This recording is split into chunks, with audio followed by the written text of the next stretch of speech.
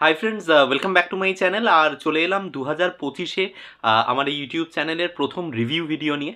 তো কথা হবে আজকে নিখোঁজ 2 সম্পর্কে, যেটা রিলিজ করেছে গতকাল রাত্রেই হইচইয়ের প্ল্যাটফর্মে। তোমরা জানো যে এটা নিখোঁজ সিরিজের যে মানে কন্টিনিউয়েশন, এটা সিজন 1 আর কি গত বছরই রিলিজ করেছিল। তো কেমন লাগলো আমার এই সিরিজটা ডিটেলসে কথা বলবো।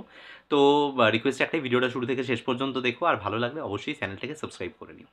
এখন বিষয়টা হচ্ছে যে নিখোঁজ 1 নিয়ে আমার রিভিউটা যদি কেউ আবার মানে গিয়ে আর কি চেক করে, তাহলে বুঝতেই পারবে যে আমি খুব ডিসহার্টেন্ড হয়েছিলাম সিরিজের এন্ডিংটা নিয়ে। যেভাবে সিজন 1টাকে শেষ করা হয়েছিল, যেন মনে হচ্ছিল যেটা একটা মানে যেন একটা গোটা একটা সিজনকেই মাঝখান দিয়ে কেটে দেওয়া হয়েছে 6টা এপিসোড বা 4টে এপিসোডে, এইভাবে আর কি। তো সেই এক্সপেকটেশন নিয়েই কিন্তু দেখতে বসেছিলাম, এবং সত্যি কথা বলতে নিজেকে ভুল প্রমাণ হতে দেখে কিছু কিছু সময় মানুষের আনন্দ হয় মনে। তো এক্ষেত্রে কিন্তু সেই আনন্দটাই হচ্ছে, কারণ এইবার যে 8টা এপিসোড এসছে, সেই 8টা episode far better than season 1, এবং সেটা যে কোনো মানে ওয়েব সিরিজের ক্ষেত্রেই সিজন 1-এর থেকে সিজন 2 বেটার। এটা খুব রেয়ার অকেশনে হয়, এবং এক্ষেত্রে কিন্তু সেটাই হয়েছে। তো এটাই আমার ওয়ান ওয়ার্ড রিভিউ। একটু ডিটেলে যদি যাই, তাহলে যে জিনিসগুলো পজিটিভ নেগেটিভ বলবো, তবু আরেকটা কথা বলতে হবে এ প্রসঙ্গে, যে পজিটিভ নেগেটিভ বলতে গিয়েও কিন্তু আমাকে অনেক জিনিসই আছে যেগুলো বলতে পারবো না। তার কারণ হচ্ছে, যেহেতু একটা সাসপেন্স থ্রিলার, দিতি কোথায়, যে বাচ্চা মেয়েটি আর কি হারিয়ে গেছে, টিনেজার মেয়েটি হারিয়ে গেছে, তো সেই প্রশ্নটার উত্তর না অনেক জায়গায় রিভিল হয়ে যেতে পারে। তো সেই কারণে পজিটিভ নেগেটিভও অনেক বুঝে শুনে বলতে হবে, অনেক রেখে ঢেকে বলতে হবে, সেটাই চেষ্টা করব। তো প্রথম পজিটিভ যেটা আমার এই সিরিজের যেটা লেগেছে, সবথেকে ভালো যেটা লেগেছে, সেটা হচ্ছে এই মানে এই সিজনটাতে সাসপেন্সটা একদম শেষ পর্যন্ত কিন্তু ইনট্যাক্ট থেকেছে। এবং একদম শেষে গিয়েও যে সৃজিত মুখার্জিচিত যে মানে টুইস্ট অ্যান্ড টার্নসগুলো দেখা গেছে, সেগুলো সত্যিই ভালো লাগে একটা বাংলা সিরিজ হিসেবে।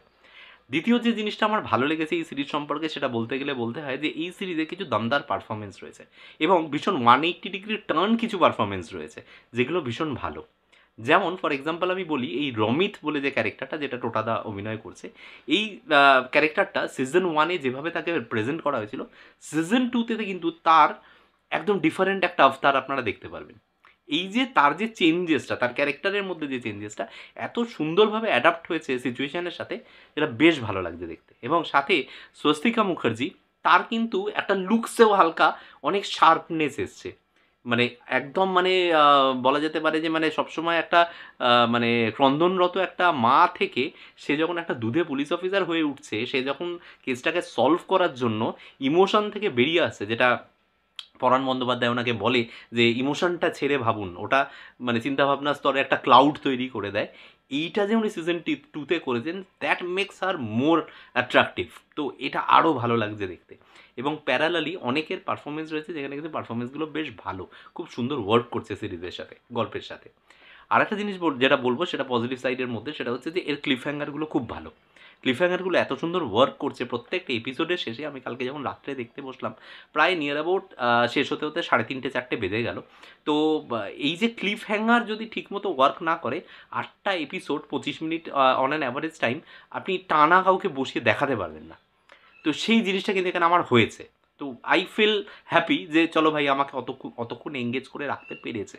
তো these are the good parts, good points of the series. Overall মেকিংয়ের ক্ষেত্রে আমি বলবো যে একটা প্রিমিয়াম কোয়ালিটি ছাপ আগেরটা থেকে একটু বেটার মনে হচ্ছে। সাথে যেগুলো মনে হচ্ছে সেটা হচ্ছে যে ওভারঅল ব্যাকগ্রাউন্ড স্কোর টোরগুলো অনেক অনেক পরিমার্জিত। মানে সামহাও আমি একটা ফিলিং পেলাম যে সিরিজটা যেন মনে হচ্ছে যেন হঠাৎ করে এর গ্রেডেশন একটা আপ হয়ে গেছে। মানে যে সিজন 1টা যেরকম হয়েছিল, তার থেকে সামহাও একটু আপগ্রেডেড লাগছে। এই জিনিসটা আমার বেশ ভালো লেগেছে। তো আপনারা দেখুন, আপনি বুঝতেই পারছেন আমি পয়েন্টসগুলো যখন বলছি, আমি খুব ডিটেলে যেতে পারছি না। তার কারণ হচ্ছে অনেক জিনিস রয়েছে, যে জিনিসগুলো মানে ডিসক্লোজ হয়ে যাবে যদি মানে কোনো সিকোয়েন্স বা কোনো সিন নিয়ে আলোচনা করি। তবে দুটো একটা জিনিস, ছোট ছোট জিনিস আক্ষেপ বলা যেতে পারে। ইনক্লুশন এক্সক্লুশন পয়েন্টটা নিয়ে বলি, সেটা হচ্ছে এখানে কিন্তু একটা দারুণ ইনক্লুশন আছে, একটা দারুণ চমক আছে, ঠিক আছে? এবং সেই ক্যারেক্টারটা কিন্তু আপনাদের বেশ ভালো লাগবে। মানে সেই মানে ছাদের উপরে হাওড়ার ব্রিজের সামনে বসে সে যেভাবে কেস সলভ করছে, এবং তার বাড়িতে আটপৌরে শাড়ি পরে পরিচারিকা চায়ের কাপ দিয়ে যাচ্ছে, এই যে ভাবনা চিন্তার যে অভিনবত্ব, এগুলো ভালো লাগবে। তো এই ক্যারেক্টারটা খুব ইন্টারেস্টিং, আমি বলছি না বেশি কিছু। তো এই ক্যারেক্টারটা ইনক্লুশন খুব ইন্টারেস্টিং, বাট খুব ডিসঅ্যাপয়েন্টিং যেটা, সেটা হচ্ছে যে এখান থেকে পরাণ বন্দ্যোপাধ্যায়ের এক্সক্লুশন। পরাণ বন্দ্যোপাধ্যায় একটা সারপ্রাইজ প্যাকেজ হিসেবে এসেছিল সিজন 1-এ, এবং সে কিন্তু অনেক কিছু জিনিস বলে গেছিলো, যেটা নিয়ে কিন্তু বেশ মানে তাক লাগিয়ে দেওয়ার মতো, তাহলে কি পরাণ বন্দ্যোপাধ্যায় ভিলেন, এরকম একটা জায়গা তৈরি হয়েছিল। সেই Paran Bandyopadhyay completely missing in this particular season, এই জিনিসটা কিন্তু একটু হজম করা ডিফিকাল্ট হলো। আর একটা কথা বলবো, সেটা হচ্ছে এগুলো কোথাও ডিরেক্টরের নজর এড়িয়ে যাওয়া, কোথাও অ্যাক্টারের মানে সামহাও হয়তো একটা রিফ্লেক্স কাজ করে যাওয়া, এরকম কয়েকটা জিনিস। যেরকম এই দিতি বলে যে ক্যারেক্টারটা যে মেয়েটি প্লে করছে আর কি, তো একটা সিচুয়েশন রয়েছে, সেই সিচুয়েশনের মধ্যে যেটা বোঝানো হচ্ছে, এটা খানিকটা স্পয়লার হয়ে যাচ্ছে, কিন্তু না বললে হচ্ছে না। তো একটা রিফ্লেক্স শট আছে আর কি, রিফ্লেক্স শট আছে মানে তাকে কেউ কোলে তুলে নিচ্ছে এবং সেই কারণের জন্য তার মানে একদম অচৈতন্য অবস্থায় তুলছে, তো তার হাতটা না সামহাও ভুল করে গিয়ে এরকম একটা মানে ধরে নেওয়ার একটা প্রবণতা তৈরি হলো, এবং সেটা এতটা চোখে লাগলো, আমি না হলে বলতাম না হয়তো কথাটা, যে একজন মানুষ, একজন মানে মৃতপ্রায় মানুষ বা মৃত মানুষ বা সম্পূর্ণ অচৈতন্য মানুষ, তার কখনোই এরকম তাকে কেউ তুলে নিলে সে হাত দিয়ে নিজেকে বাঁচার চেষ্টা করবে না। তো এগুলো কোথাও হয়তো চোখ এড়িয়ে যাওয়া ডিরেক্টরের, বা কোথাও হয়তো অভিনেতার হয়তো সচেতনতার অভাব, এবং যে কারণের জন্য জিনিসটা কিন্তু ভীষণ চোখে লাগছে।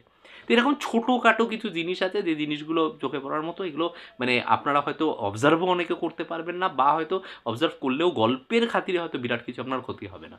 আমি বলবো একটা উপভোগ্য সিরিজ, যেটা হইচয়ে খুব কমই এসছে, এটাকে উপভোগ করুন। তো এই ছিল আমার রিভিউ রিগার্ডিং দি ওয়েব সিরিজ কল নিখোঁজ, তার সিজন 2 এর। কেমন লাগলো আমাকে কমেন্টে এসে অবশ্যই জানাতে পারেন। আর যদি কোনো কিছু ভালো লেগে থাকে এই ভিডিও থেকে, তাহলে ভিডিওটাকে লাইক, শেয়ার এবং চ্যানেলটাকে সাবস্ক্রাইব করে দিন। দেখা হচ্ছে আপনাদের সাথে পরের কোনো ভিডিওতে। Till then, bye by.